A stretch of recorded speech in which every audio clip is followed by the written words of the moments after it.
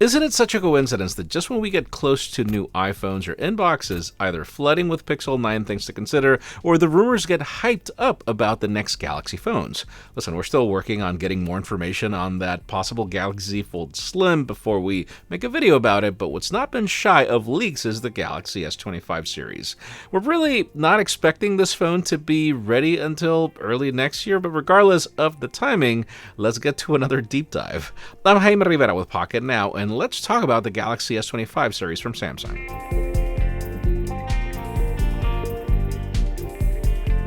Yes, today was the day for Apple's Glow Time invites, and we know what we're getting here. So before that happens, let's look into the most direct competitor and what that might look like. If we're honest, Samsung has only brought minor design changes to its Galaxy S series over the past few generations, but there is a new sheriff in town with Huey Lee, and we hear it's time to see things take a step further. Finally, or at least we're hoping. Now, one of the key updates with the Galaxy S24 Ultra was the introduction of titanium, a premium material that added a touch of luxury to the device. Specifically, the Galaxy S24 Ultra used grade 2 titanium, which is pure titanium and known for being softer, more affordable, and easier to work with compared to higher grades.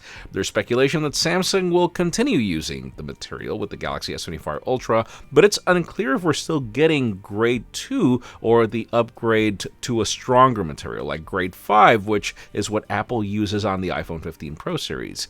Grade 5 titanium is an alloy that includes aluminum and vanadium, making it tougher and more durable. Rumors have also surfaced about Samsung testing 4 different design prototypes of the Galaxy S25 Ultra. While specific details are scarce, these prototypes reportedly explore different approaches to the phone's frame and bezels. Some potential changes include thinner bezels, a flatter or more rounded frame, a possibly thicker top and bottom edge with thinner sides. I know that sounds weird, but bear with me. Now, despite these tweaks, the overall front design of the Galaxy S25 Ultra is expected to remain similar to what we currently have. At this point, I'm just hoping the phone is not that sharp on the corners, as the current Ultra just yells for a case. Notably, well-known leaker Ice Universe has suggested that the S25 Ultra might adopt a more rounded design, similar to the Galaxy Note 7 RIP. This would mark a shift from a boxier design that we currently have. According to the leaks, the new design might feature a frame that's more rounded on the back while remaining straight on the display side. This could result in a thinner frame and reduced bezels on the sides, giving the phone a sleeker look. Ice Universe also mentioned the Galaxy S25 Ultra could be 8.4mm, making it thinner than any of the previous Ultra models, and which I'm not going to complain about. Another aspect of the design changes could be an increase in screen size. Rumors suggest that the Galaxy S25 Ultra's panel could grow to around 6.9 inches diagonal, up from 6.8 on the display of the S24 Ultra. I think the last one we had with that size was the S20 Ultra.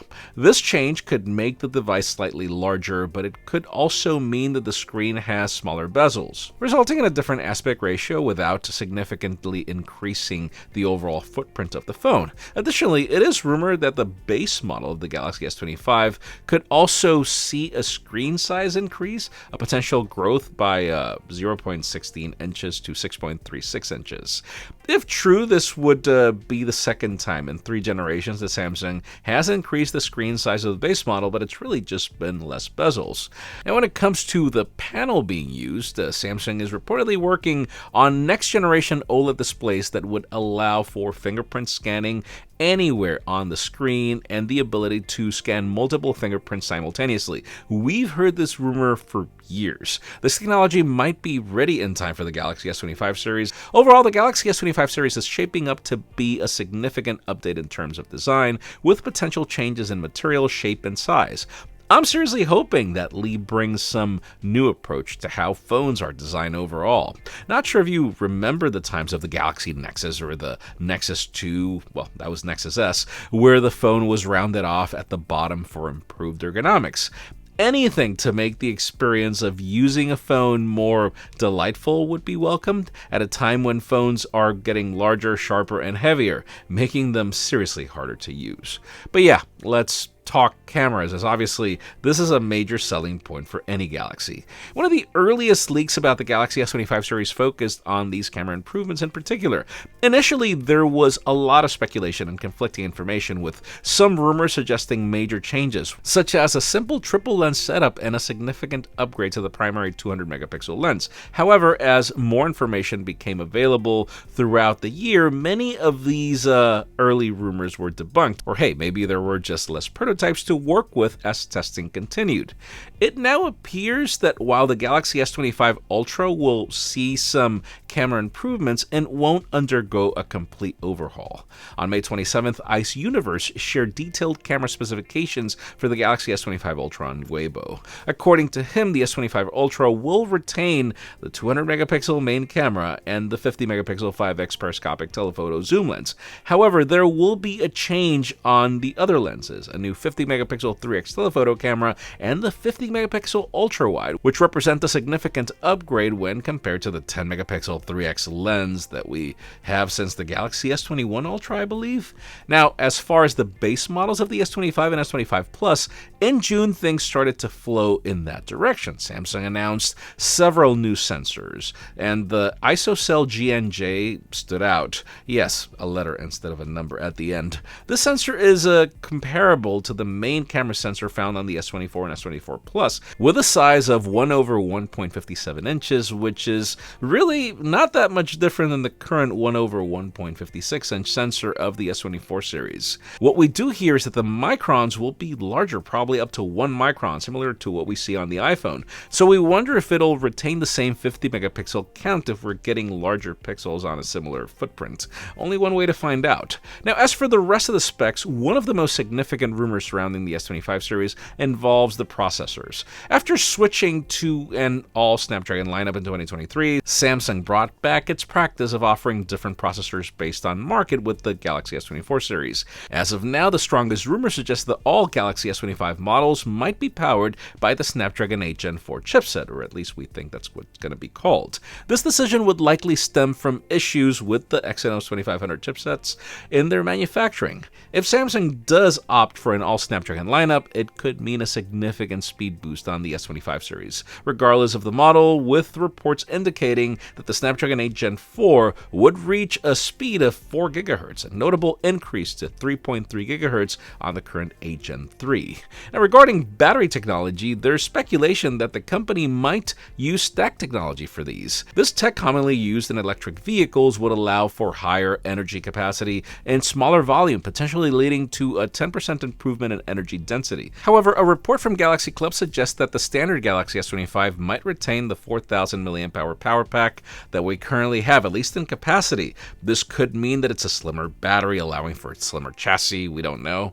The S25 Ultra, on the other hand, is rumored to retain the same 5,000 mAh battery with 45-watt fast charging, according to digital chat stations. So yeah, it could mean slimmer devices, same capacity, more efficiencies from the chip. Now, in terms of memory, a bogus rumor mentions that the base Galaxy S25 will continue to offer 8 gigs of RAM. And listen, I seriously doubt it. Every phone is jumping to more RAM to take better advantage of generative AI capabilities. The problem is that, well, the bogus leaker is Ice Universe, so fine, it could not be bogus. Let's just see if it's that he's finally wrong for the first time, or it could also be that the Snapdragon 8 Gen 4 could do better AI tasks with less RAM. We'll see about that. When it comes to the pricing of the S25 series, Samsung has maintained relatively stable numbers over the past few years, up until now that the foldables got more expensive, and yes, the same happened with the S24 Ultra. For the last 3 years, the base models remain at $799 and the Plus at $999. As of now, there's no concrete information indicating that the company will raise prices for its S25 series. However, there's also no guarantee that the prices will remain the same. Hard to tell as the economy continues to fluctuate everywhere.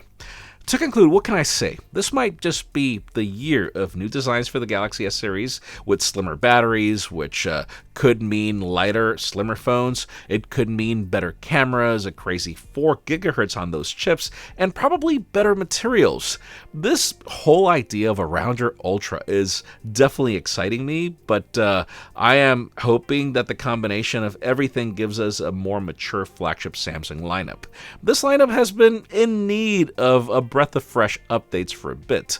So I'm all game for change, but we'll see what we probably get around, I don't know, January 2025. Let me know what you think in the comments down below about these possible changes, and while you're at it, follow us on social media, subscribe to our channel for more videos like this one. You can also follow me on my personal handles to see me root for Galaxy phones yet again. Please give this video a thumbs up if you like what you saw. I'm Jaime Rivera, thanks so much for watching. We'll see you on the next one.